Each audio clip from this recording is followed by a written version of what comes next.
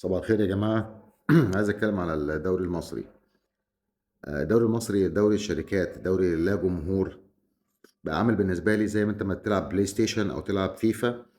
بتلعب مع كمبيوتر.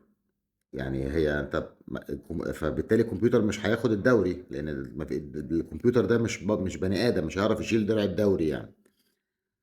فالفرق بس إن أنت بتلعب مثلا سيراميكا كليوباترا، بتلعب الكمبيوتر ليفل رقم 3، بتلعب البنك الاهلي ليفل نمبر 1، بيراميدز ليفل نمبر 5. لكن هم كلهم موجودين بيخدموا على الاهلي والزمالك، لان الدوله عايزه تسيس الكوره، ما تبقاش رياضه تبقى سياسه. فحاربت الاسماعيلي وطلعته من ان هو يبقى مثلث اضلاع الكره المصريه، وجابت بيراميدز اللي هي جماهيري.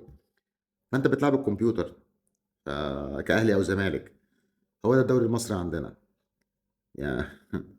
وسبحان الله، انا قلت برضو قبل كده في فيديو ان طول ما هم مصممين على حرب الاسماعيلي وظلموه في الماتش برضو اللي فات، بتاع مودرن،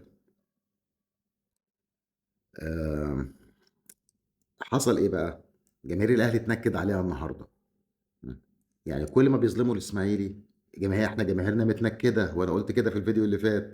جماهير الاهلي بتبقى متنكده برضو اصروا الحكام يعني بظلم ووقاحه ان هم يظلموا الاسماعيلي برضو وما يكسبش الماتش ده. ها، ويتعادل او يتغلب، واتغلب. الاهلي شال ثلاثه، اتفضح. خليك، والماتش اللي جاي اظلموا الاسماعيلي برضو والاهلي هيتفضح. كل كل ما تخلوا جماهيرنا زعلانه وحزينه وتصمموا على ان الاسماعيلي ينزل عشان تجبروه على حاجات معينه، وتصمموا ان انتوا تمحوا الاسماعيلي، وتصمموا ان انتوا تنكدوا على جماهيره، تصمموا تنكدوا على جماهيره. جماهير الاهلي هيتنكد عليها اكتر مننا. كل ماتش الاسماعيلي بيتغلب او بيتعادل بالظلم، جماهير الاسماعيلي تبقى حزنانه وجماهير الاهلي حزنانه.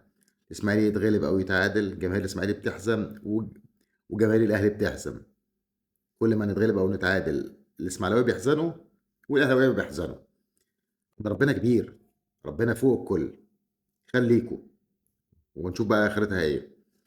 يمهل ولا يهمل، وحسبي الله ونعم الوكيل فيكم. وهو الاهلي شال ثلاثه اهو من بيراميدز، ثلاث تجوان من نادي الأهرام، خوف وخفرع ومنقرع. سلام عليكم.